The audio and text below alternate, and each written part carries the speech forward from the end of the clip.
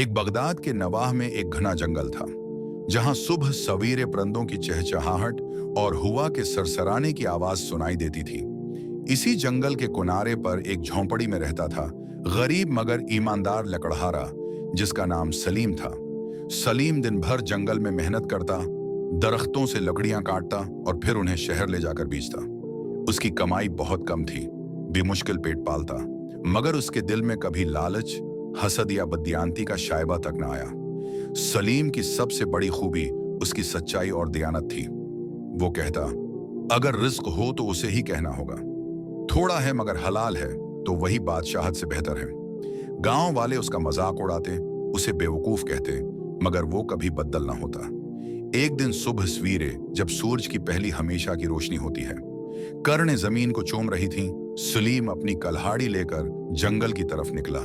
आज वो कुछ ज्यादा ही थका हुआ था, क्योंकि पिछले दिनों लगातार बारिश की वजह से वो लकड़ियां नहीं काट सका था और उसके घर में फाके की नौबत आ चुकी थी।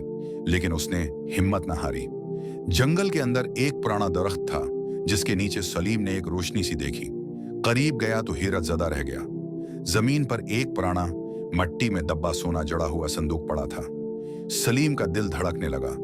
उसने चारों तरफ देखा, फिर दिल ही दिल में कहा, यह है, किसी का सामान होगा, मैं शहर के काजी को दे आऊंगा। ये बात वहीं बदल गई जहां आम लोग गलती करते। सलीम ने अमानत को लौटाने का फैसला किया, हालांकि वो खुद फाके में था। संदूक उठाकर शहर गया। काजी के पास जाकर कहा, मुझे जंगल में ये मिला है, अगर कोई उसका हकदार है तो उसे दे दें। काजी हैरान हुआ। उसने संदूक खोला तो अंदर बेशकीमत जवाहरात, सोने के सिक्के और एक पुराना तोमार था। तोमार पर लिखा था, जो भी यह संदूक दयांतदारी से काजी के पास पहुंचाएगा, वही हमारा हकीकी वारिस है। बगदाद की बादशाही का ताज अब उसका हक है।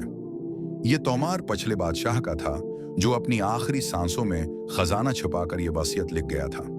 काजी ने फौरन बादशाही हटा दिया, मुशीरों को बुलाया। सबने उस गरीब लिकड़हारे को हैरत से देखा। क्या यही शख्स बगदाद का सुल्तान बनेगा? एक वजीर ने कहा।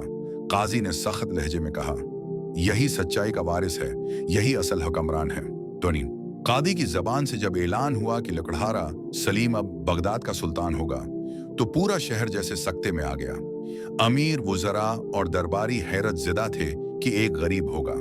लकड़हारा, जो कल तक फटे कपड़ों में जंगलों में घूमा करता था, आज तख्ते बगदाद पर बैठेगा। मगर काजी ने फरमाया, यह सल्तनत की बुनियाद सिर्फ तलवार, नसब या इल्म पर नहीं, दियानत पर भी रखी जाती है, और सलीम उसका सबसे बड़ा सबूत है। अगले दिन शाही महल में सलीम को शाही लिबास पहनाया गया। वो खुद हैरान और परेशान था, मगर आजिजी से सिर झुकाए सब कुछ कबूल कर रहा था।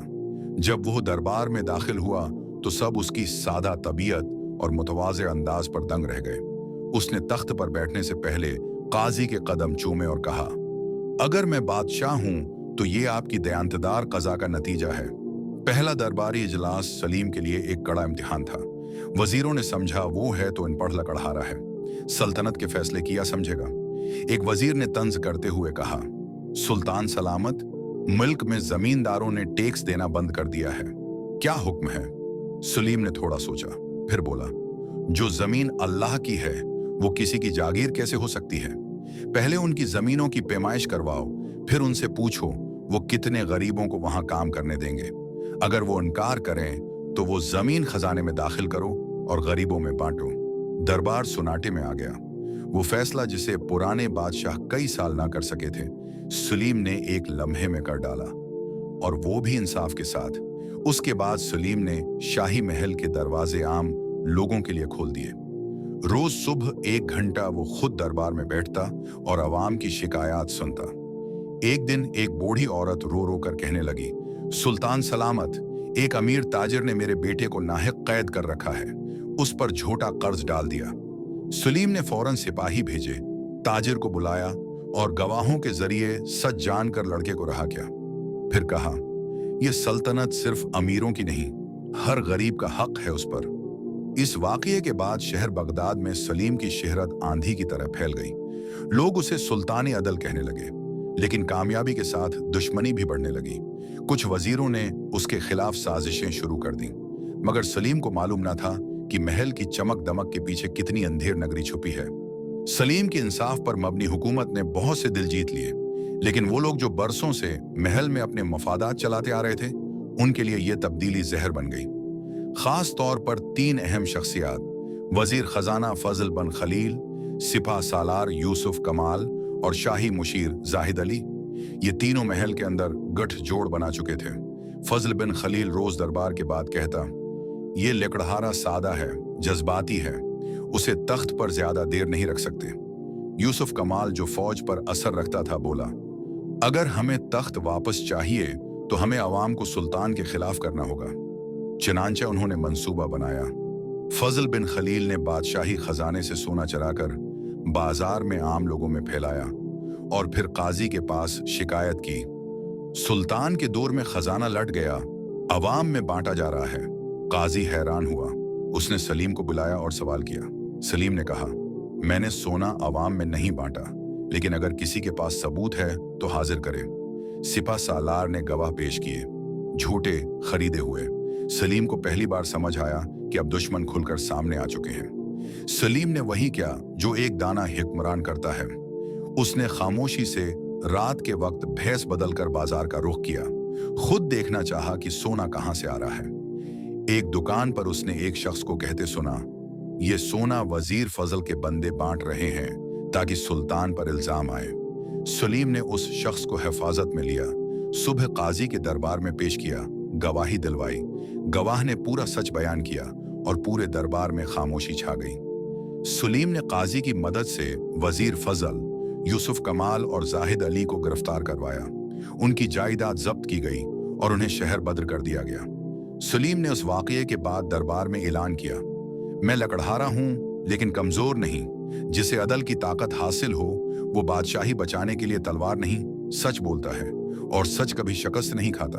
अवाम ने नारे लगाए, जिंदाबाद सुल्तान सलीम, अदल का चिराग। महाडन सलीम ने बगदाद की बिखरी हुई सल्तनत को अदल से संवारा, मगर उसका अमन और रोशनी दौर दराज के बादशाहों को खटकने लगी, खास तौर पर रोम के मुतकब्बर सुल्तान कैसर रूमी को। एक दिन रोम का सफीर दरबार में हाजिर हुआ और बुलंद आवाज में बोला, अगर तुम्हारा इल्म व इंसाफ वाकई सच्चा है तो 3 सवालों का जवाब दो। अगर नाकाम हूं रहे तो बगदाद हमारे हवाले करो। दरबार पर खामोशी छा गई।